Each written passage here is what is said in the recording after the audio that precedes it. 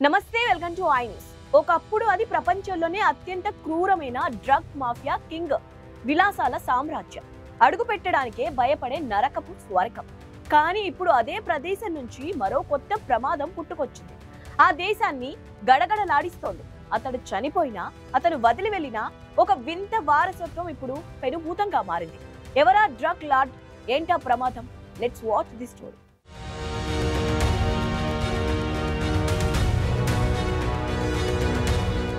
ఇతని పేరు Pablo Escobar. King of cocaine గా ప్రపంచాన్ని శాసించిన చీకటి సామ్రాజ్య అధినేత. అతని సంపాదన ఎంతంటే డబ్బు కట్టలను దాచలేక భూమిలో పాతిపెట్టేవాడు.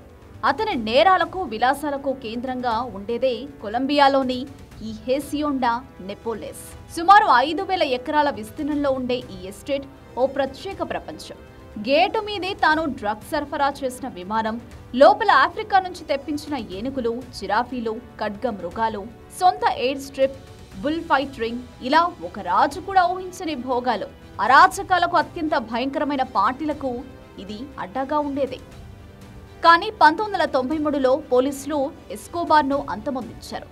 అతని సామ్రాజ్యం కూలిపోయింది. ఈ ప్యాలెస్ ఓ దయ్యాల కొంపలా మారింది. జంతువులను వేరే జూలకు తరలించారు.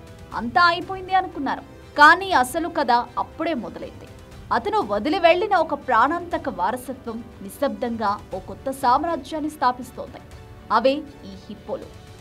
ఎస్కోబార్ తెప్పించుకున్న జంతువుల్లో తరలించడానికి వీలు కాని 4 హిప్పోలను అక్కడే వదిలేశారు. ఆ 4 ఇప్పుడు 160కి పైగా అయ్యాయి.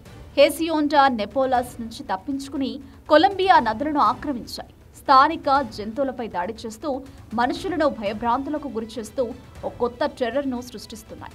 వీటినిప్పుడు కొకైన్ హిప్పోలు అని పిలుస్తున్నారు. విచిత్రం ఏంటంటే, ఒకప్పుడు ఎస్కోబార్ నేరాలకు అడ్డాగా ఉన్న ఈ ప్రదేశం ఇప్పుడు family theme park.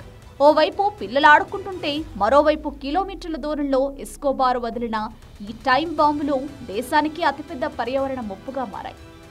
Pablo Escobar చనిపోయి ఉండొచ్చు, కానీ అతని హిప్పోల రూపంలో అతని క్రూరమైన వారసత్వం కొలంబియాను ఇంకా వెంటాడుతూనే ఉంది.